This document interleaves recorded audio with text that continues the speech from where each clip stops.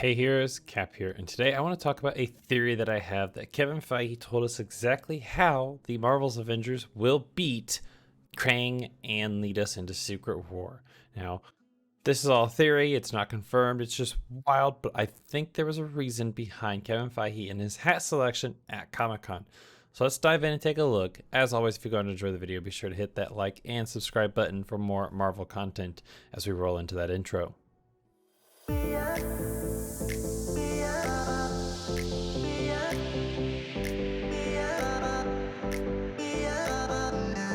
So Kevin Feige came out on stage at Comic-Con and he was wearing a hat with Miss Minutes on it, which if you have seen the Loki series, you know that Miss Minutes was like the AI in there. And we find out later that she was created by He Who Remains.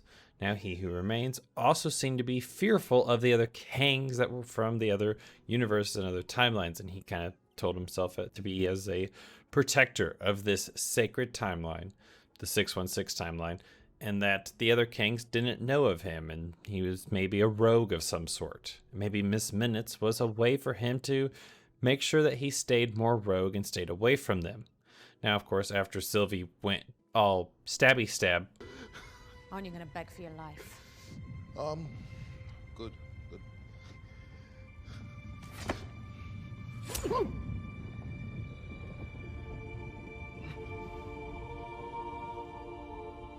See you soon. On him and took care of He Who Remains. That's when the timeline started branching. We get these different multiverses, different timelines, and that's when Kang the Conqueror could potentially come into the MCU, as we know that Avengers Kang Dynasty is coming to us May 5th, 2025. So there could be quite a few different Kangs. As we said, as He Who Remains said, he's had many names over the years, including a jerk. Now, another piece of detail I want to pull out was that we got from the Ant-Man how Ant-Man first meets Kang and he's like, "Oh, you've messed up, I'm an Avenger." And Kang just simply looks back at him and goes, "Oh, you're an Avenger. Have I killed you before?"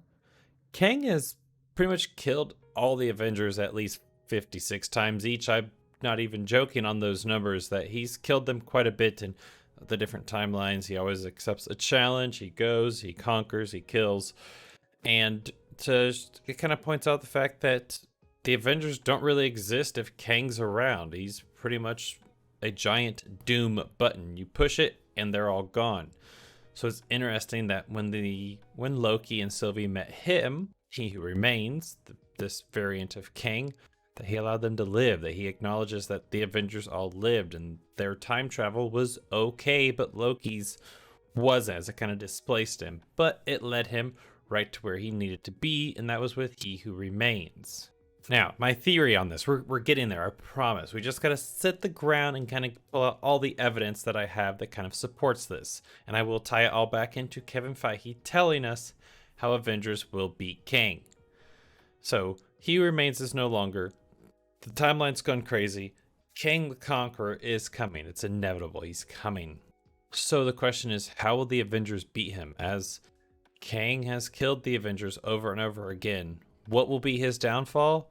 And I think is his own greatest strength, and that's his time manipulation. He goes through various points of time for the challenge. That's why he does it. If it's not a challenge to him, whether he wins or loses, he won't take it on. It doesn't matter. It's all about the challenge for Kang to conquer another. Now we know that these Avengers already have time travel, as they did with Endgame, how they went back, got the Infinity Stones, and then Cap went back and put them away. But a lot has changed since then. The Avengers have kind of split. Everyone's gone through their own shows, own issues. The question is, though, how will they beat Kang using this?